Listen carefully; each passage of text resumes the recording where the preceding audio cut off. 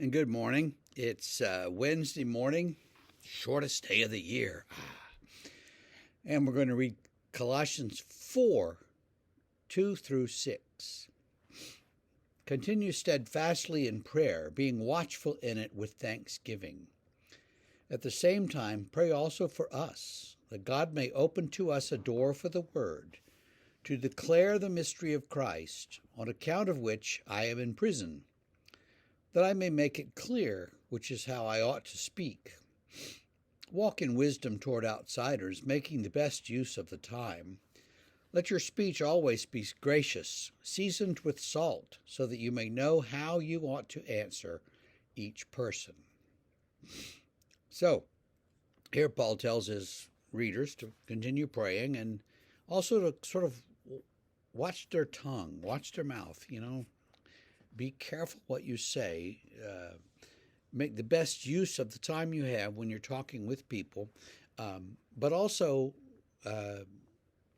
make sure that your speech, he says, is seasoned with salt. It's gracious. Make sure that your speech is properly gracious and good to people whom you might be talking with. Sometimes people come in, they want to see the pastor and they want $20, and many times they will launch into some speech about how, we've got to watch out and, we're on the end times or something. They've got a sort of a religious speech and they're prepared to give it. And every once in a while I'm like, thank you. Here you go. Here's your money. Go, I'm busy. But you have to do even that graciously. So Paul says, let your speech be gracious and seasoned with salt, so you make the best use of the time. Now, seasoned with salt, well, that gives things flavor. And in the ancient world was a preservative, thought of mostly as a preservative. We think of it as something that makes food taste better, but they thought of it as a preservative. And the salt also makes people thirsty. So let your speech be seasoned with salt is one way of saying, make them thirsty for more, for more of this living water. I don't think that's too much of a stretch to read Paul that way. And he says, so do that and continue in prayer and pray for me because I'm in prison for this gospel. And he just stops, there's just a dash in the text and he just goes off, he just doesn't even finish the thought. That's kind of Paul's way, is he's dictating these letters to whoever's writing it down. He's dictating and he's going on and he's, changing the subject all the time. And poor secretary, he was just doing the best he could to get it all down.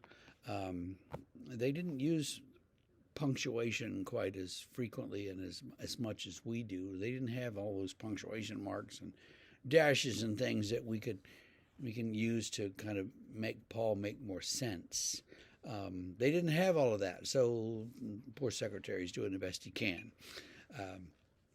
But Paul tells him, continue in prayer and pray for us. He says, pray for the missionaries that we're here ready, and then make sure that you have wisdom about outsiders and let your speech be gracious to them, so that they don't get offended, but they hear what you're saying and they can come in to the church and come in, metaphorically, I guess. So do that, do those things, and sort of just be aware of what you're saying and who you're saying it to, and continue in prayer, and you're going to be okay. He's going to go on with a long list of people that he wants them to know about and greet, and it's like 12 more verses. We'll probably do that over 2 days, but we'll probably finish up this book, Colossians, by Christmas. And after Christmas, I haven't quite decided what we're going to do next, but I have some ideas. So we'll see what happens. For now, walk in wisdom toward the outsiders and continue in prayer for us and for all the other people out there, not just for Paul long ago, but for people who are working right now for the gospel. And have yourself a merry little December 21st. See you tomorrow.